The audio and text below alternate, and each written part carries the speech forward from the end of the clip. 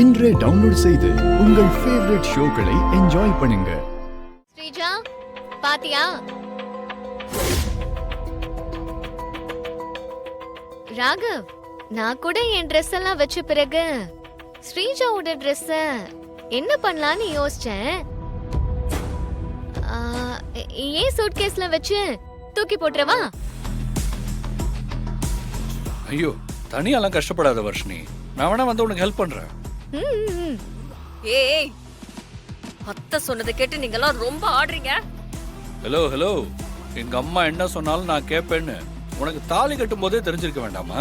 இந்த பாரு, நீ வீட்டை விட்டு கிளம்புற நேரம் வந்தாச்சு. இனிமே உன்னோட திட்டம்லாம் இங்க பலிக்காது. சரியா சொன்னீங்க ராகவ்.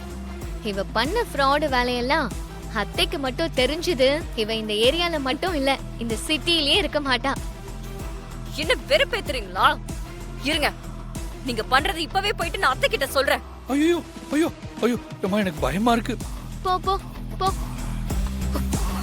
போ போ போ.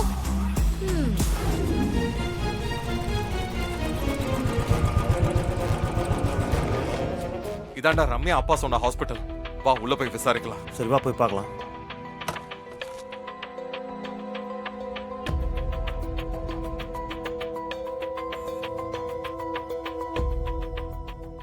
சிஸ்டர் ஒரு நிமிஷம். சொல்லுங்க. நவம்பர் 25 அன்னைக்கு ரம்யான்னு ஒருத்தங்க ஆக்சிடென்ட் ஆகி இங்க அட்மிட் ஆயிருக்காங்க. அவங்க ட்ரீட்மெண்ட் பத்தின டீடைல்ஸ் கொஞ்சம் வேணும். பேஷண்ட் டீடைல்ஸ் எல்லாம் டாக்டர் கிட்ட கேளுங்க சார். சரி, ஓகே.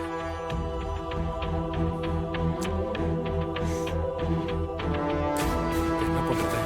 டாக்டர், நவம்பர் 25 அன்னைக்கு ரம்யான்னு ஒருத்தங்க ஆக்சிடென்ட் ஆகி இங்க அட்மிட் ஆயிருக்காங்க.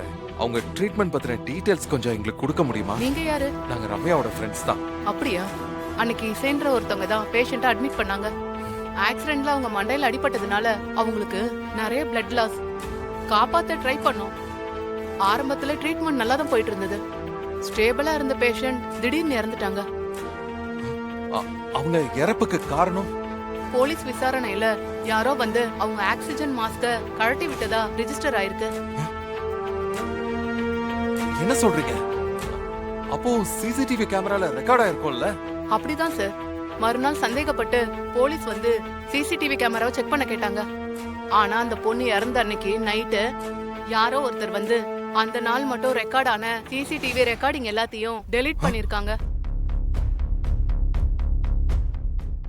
எனக்கு தெரிஞ்ச டீடைல்ஸ் எல்லாம் சொல்லிட்டேன். இதுக்கு மேல நீங்க போலீஸ் ஸ்டேஷன்ல வேணா கேட்டு பாருங்க. சரிங்க டாக்டர், தேங்க்யூ. என்னாச்சு? எல்லாரும் இங்க வந்திருக்கீங்க? கூட்டிருந்தா நானே வந்திருப்பேன்ல. அத்தை, உங்க பையன் நல்லா நடிக்கிறார் அத்தை. அந்த வர்ஷினி இங்கதான் கால் மேல கால் போட்டு உட்கார்ந்துட்டு இருந்தா. என்ன உளற ஸ்ரீஜா? ராகவ் லேப்டாப்ல வேலை பார்த்துட்டு இருக்கா. இங்க எப்படி வர்ஷினி வந்தா? ஐயோ அத்தை, என்ன இங்க சத்தம்? கேளுங்க. ஐயோ, வர வர இந்த வீடு சந்தக்கடை மாதிரி ஆயிடுச்சு. எதுக்கு இவ்வளவு சத்தம்? சிந்தாமணி அக்கா. ஐயோ, நான் ஏதாவது தப்பா கேட்டுட்டேன்னா என்ன? ஐயோ அத்தை, நான் உளறல அத்தை. வேணும்னா என் கபோர்ட பாருங்க. வர்ஷினி அவ ட்ரெஸ் எல்லாத்தையும் அதுலதான் வச்சிருக்கா. பாருங்க அத்தை, வாங்க.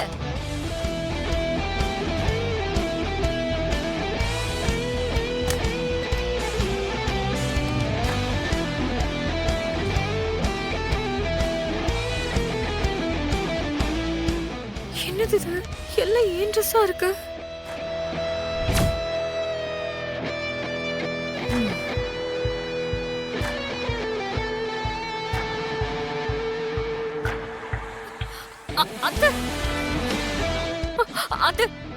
அந்த கபோர்ட்ல வர்ஷினியோட திங்ஸ் எல்லாம் இருந்துச்சு அத்தை. அத நான் கண்ணால பார்த்தேன். மா, என்னம்மா சொல்றா? வர்ஷினி எதுக்குமா என் ரூமுக்கு வர போறா? அதுவும் என் வார்ட்ரோப்ல அவ துணி எதுக்கு வைக்க போறா? என்னமா நீ எதுக்கு தேவையில்லாம வர்ஷினி போய் இதுல இழுக்கிற? ஐயோ, நான் சொல்றதெல்லாம் உண்மை. அப்பா, உங்களுக்கு இன்னும் புரியலையாப்பா? கல்யாண மண்டபத்துல செத்து போயிடுவேன்னு சொல்லி சொல்லி கடைசி நேரம் வரைக்கும் குதிக்காம அங்கேயே நின்றுகிட்டு நினைச்ச காரியத்தை அம்மா வச்சு சாதிச்சுக்கிட்டால, அதே மாதிரிதான் ஹால்ல காலையில அம்மா வர்ஷினிக்கு ஆறுதலா சொல்றத பார்த்து ஏதோ புதுசா கேம் பிளான் பண்றான்னு நினைக்கிறேன். ஏய், கொஞ்ச நேரம் அசந்த அதுக்குள்ள என்ன பண்ணி வச்சிருக்க? நான் எதுவும் பண்ணலக்கா. அத்தை கிட்ட எனக்கு கெட்ட பேர் வாங்கி வைக்கணும்னு சொல்லிட்டு அந்த ராகவ், வர்ஷினி, இசை 3 பேரும் போட்ட பிளான் தான் இது.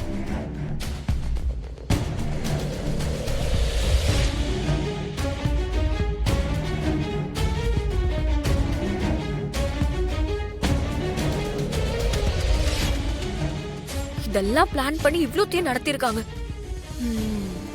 3 பேரும் பயங்கரமான கேடிங்க. இது பாரு, வர்ஷினியும் அவங்களும் எப்ப உன்னை ஏமாத்தி இப்படி ஒரு பிளான் போட்டாங்களோ அப்பவே அவங்க கிட்ட பெருசா ஏதோ ஒரு திட்டம் இருக்குன்னு நினைக்கிறேன். எதுக்கும் அவங்க கிட்ட நீ ஜாக்கிரதையா இரு. அவ்வளவுதான் நான் சொல்லுவேன்.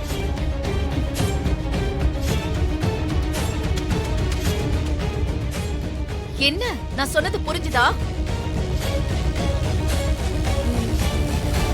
ஏய் புதுமாப்ள வாடா, எப்படி இருக்க? நல்லா இருக்கு. ஏய் ராஜா, இன்னுமா இவங்க கூட சுத்திட்டு இருக்க? உனக்கு ஏன்டா வைத்தறிச்சல? நீ தான் போலீஸ் வேலையில பிஸி ஆயிட்ட. உன்னை பாக்குறது ரொம்ப ரேர் ஆயிடுச்சு. டேய் என்னடா வெளிய நின்னு பேசிட்டு? வாங்க உள்ள வாங்க. வாடா. வா வா வா. ஏய் டேய் வீடு நல்லா இருக்குடா. தேங்க்யூடா. விஜய் விஜய் இங்க வா. டேய் இவங்க தான் என் வைஃப், பேரு விஜய். வணக்கம். வணக்கம். உங்க கல்யாணத்தப்ப பார்த்தது, அதுக்கப்புறம் இப்பதான் பாக்குறேன். நீங்க இருங்க, காஃபி எடுத்துட்டு வரேன். டேய் உட்கார்றா. உட்கார்றா. உட்கார் மச்சான். அப்புறம் டேய் கல்யாணம் எப்படி முடிஞ்சது? நல்லபடியா முடிஞ்சதா? டேய் சாரிடா, அன்னைக்குன்னு பார்த்து நாத்துல ஒரு முக்கியமான வேலை வந்துருச்சுடா. டேய் உன் கல்யாணத்துக்கு வர முடியலன்னு விஜய் கிட்ட புலம்பி தள்ளிட்டு இருந்த தெரியுமா? டேய் மேரேஜ் லைஃப்ல எப்படா போகுது? டேய் உனக்கு நான் பர்சனலா அட்வைஸ் பண்ணி கேட்டுக்கிறேன். கொஞ்ச நாளைக்கு இவனை விட்டு தள்ளிடு. இவனாவது ஒய்ஃப் கூட சந்தோஷமா இருக்கணும். ஓகே? ஆக்சுவலா ரத்னவேலு, எனக்கு ஒரு ஹெல்ப் வேணும். ஹெல்ப்பா? என்னடா? எதுக்கு தயங்குற? சொல்லு, விஷயத்த சொல்றா. மச்சான், அவனுக்கு மேரேஜ்ல தான்டா கொஞ்சம் பிரச்சனையே. பிரச்சனையா? ஹே என்னடா சொல்றேன் இவன்?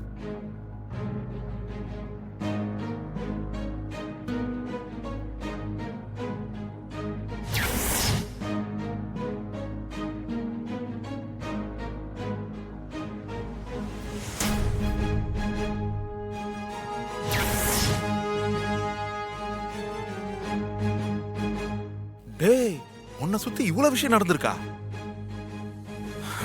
சரி, நீ எதுக்கும் கவலைப்படாத. ஆனா ஒய்ஃப் இசை சொல்றத பார்த்தா அதை மறுக்கவும் முடியாது, முழுசா ஏத்துக்கவும் முடியாதுடா. ஏன்னா இசைக்கு உன்னை அடையணுங்கிற நோக்கம் இருக்கு. அதே நோக்கம் ஸ்ரீஜாவுக்கு இருக்கு. both of them have same purpose.